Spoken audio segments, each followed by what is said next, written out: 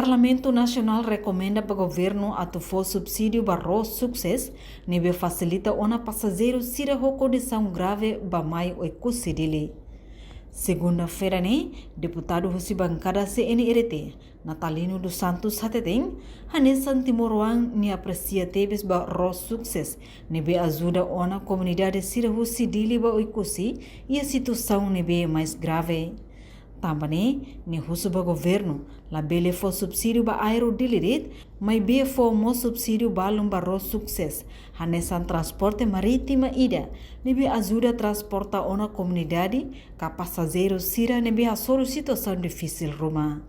Jadi, ini primeiro muda Timor-Leste itu orgulho, kami Timor-Leste ainda que anu India vontade de investe, bude facilita itania comunidade sira população sira Timornya atau karak ba kusi mai dini, spesial ba povo atoni, ele facilita sira.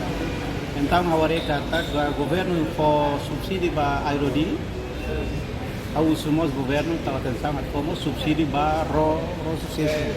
Porque nia facilita tiona, transporte marítimo, e niamos às vezes tula emanebe mate, nia tula nunda Timor-Leste, nia tula nia apoio, e não tula enamoras balu mai hal tratamento dia dili e via paliba. Também dane maka hawa usu para governo atau subsidi, hanya essa motivação ida ba Timor-Leste nebe, ia hanu India nia ia osang itu nia bele halo investimento ya transporte marítimo.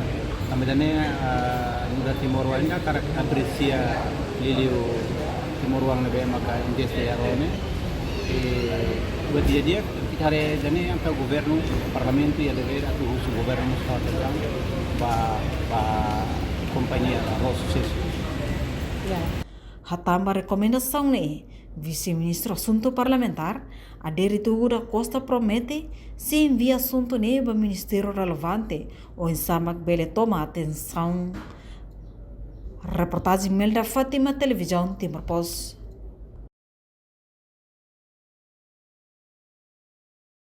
Janela informação ba emogoto. Atau tem informação atual dia kliu, kita haluha, hane yang botão subscribe, like, halo comentário no fahe tutang ba media sosial hotu.